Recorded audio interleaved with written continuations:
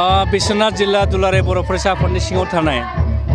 सोनाब बिश्वनाथ दखरा दुलाराय बर' फरायसा आफादनि 18थि थान्दै जख'न्थाय बिथांमोना साननैनि हाबाफारि लादोंमोन आरो दिनै बिथांमोना गेवलां मेल लादों आरो बे गेवलां मेलाव बिथांमोना आंखौ हांख्रायदोंमोन। फैनानै जोबोद गोजोननाय मोन्दों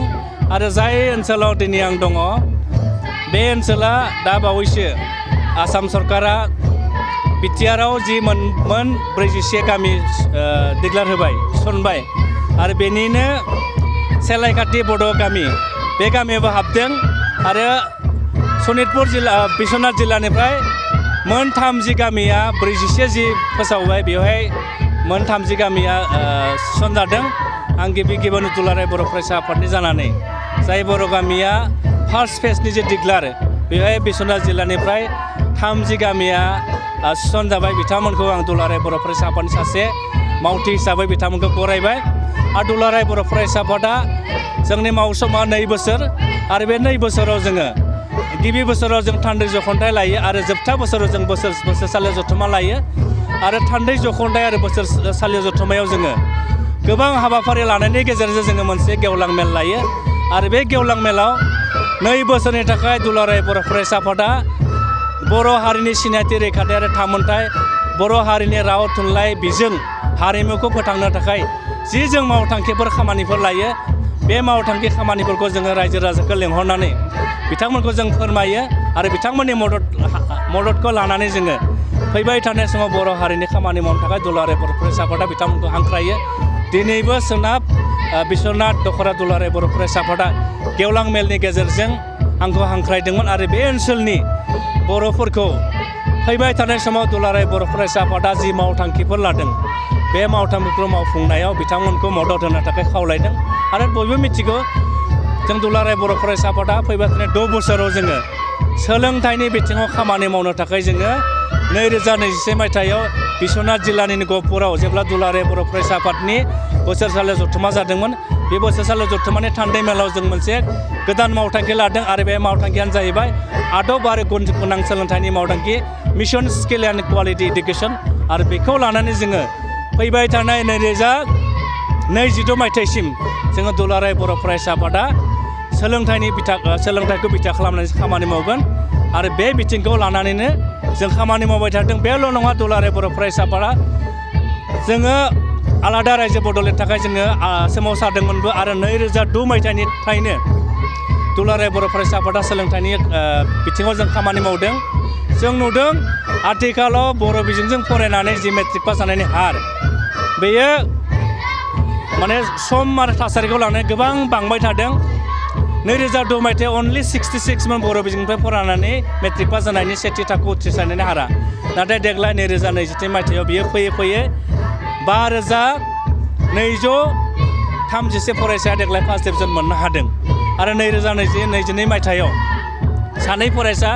दीपक बसुमतारी आरो मनदीप बर' बिथांमोना अल आसामाव 97% लानानै बर' बिजोंनिफ्राय उथ्रिसारनो हादोंमोन नाथाय दुखुनि बाथ्रा थांनाय बोसोराव अल आसामनि टप 10आव बिथांमोना मासि हरनो हायाखिसै नाथाय बर' बिजोंनिफ्राय 2017 मायथाइयाव बिबुंसार बसुमतारीनि सासे फरायसाया अल आसामनि टप 10आव मासि हरनो हादों। दा जोङो बर' हारिखौ दावगाहोनांगौब्ला दुलाराय बर' फरायसा आफादा मोनसे खोथाखौ फोथायो जे सोलोंथाइनि हारा दावगाब्लासो जोंनि रायजो जानाय आसामनि दाब दाब जायगायाव रायजो जानाय बर'फोरनि जि ओनसोल बेफोर ओनसोलफ्रा दावगागोन बर' हारिया दावगागोन। बेनि थाखायनो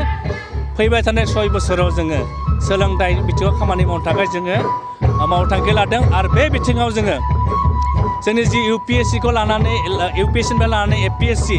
जिखिनि कम्पिटिटिभ एग्जामफोर दङ बेफोराव जोंनि फरायसाफोराबो समब्रा समब्रि गुबुन हारिजों जों कम्पिट खालामनो हायो। बिनि थाखाय जोङो UPSC कोचिं APSC कोचिं आरोबाव 9-10आव फरायनाय फरायसाफोरखौ जोङो अल आसाम जोङो सेन्ट्रेल टेलेन्ट सार्च एग्जाम लानानै जोङो बिथांमोननि क्वालिटि बिथांनि फरायसाफोरनि गेजेराव क्वालिटि जोङो मोनहोनो थाखाय दुलाराय बर' फरायसा आफादा खामानि मावबाय थादों आरो बिनि अनगायैबो गेलेनाय बिथिङावबो जोङो मानोना बर'फोरनाव थैयावनो गेलेनायनि जि माने रोंगौथि बे दङ बेखौबो आरो जों मोनसे प्लेटफर्म होनानै बिथांमोनखौ नेसनेल इन्टारनेसनेल लांनो थाखाय दुलाराय बर' फरायसा आफादा 2022 मायथाइनिफ्राय थांनाय बोसोरनिफ्राय जोङो आन्डार 13 फुटबल कम्पिटिसन जों बेखौ होबाय थानाय जादों आरो देग्लाय 2023 मायथाइयाव मोन 19 जिल्ला कमिटिया बाहागो लादोंमोन आरो फैबाय थानाय समफोरावबो जोङो बड'फा उपेन्द्रनाथ ब्रह्मनि मुङै मोनसे जोङो नेशनेल लेभेलाव मोनसे खेला होनानै बर' हारिखौनो बुहुमाव मोनसे गेरेमसा माहारि मोनसे दानो थाखाय जोङो मोनसे थांखि लादों आरो मिजिंथियो दुलाराय बर' फरायसा आफादनिफोर मावथांखिखौ जुदि जोङो आबुङै मावफुंनो हायोब्ला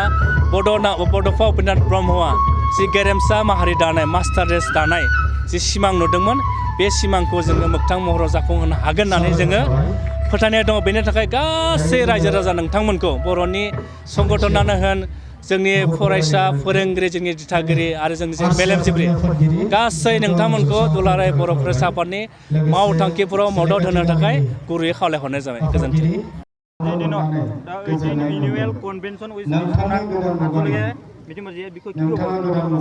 खुलुमबाय।